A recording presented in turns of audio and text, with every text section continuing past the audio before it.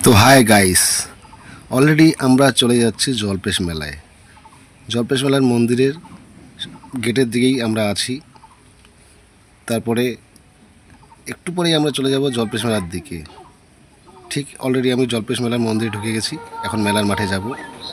তারপর আপনারা দেখতেছেন আমরা মন্দিরের ভিতরে প্রবেশ করার পর মেলার মাঠে দিয়ে যাচ্ছি। এই যে মেলার মাঠের রাস্তা, এই রাস্তা দিয়ে চলে যাবো আমরা জলপেশ মেলার দিকে। কিন্তু জলপেশ মেলার গেটের সামনে মন্দিরে দেখেন কত ভিড়, প্রচুর পরিমাণে। এইবার দেখেন পাশে যে গেটটা আছে, অলরেডি আমরা সেই গেটের দিকে চলে যাচ্ছি।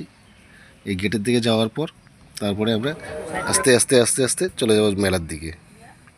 তো দেখেন মেলার যে বাথরুম আছে, আপনাদের কেউ যদি বাথরুম করেন, ঠিক মেলার বাথরুম এখানে করতে পারেন। ডান দিকে আছে বাথরুম। এই যে আমাদের বন্ধুরা যাচ্ছে, আগে আগে আমার বন্ধুরা যাচ্ছে। তো আমার ফেসটা আমি দেখাইতে পারলাম না, এই জন্যই মোবাইল ধরার মতো কেউ নেই। তো অলরেডি আমরা চলে আসলাম জলপেশ মেলায়।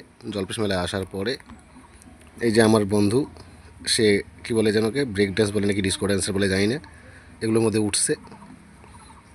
তার মধ্যে দেখেন পাশে অনেক কিছু দোকান পাশান চলে আসছে। মেলাতে এবার প্রচুর পরিমাণে জমজমাট ভিড় একদম, ঠিক আছে।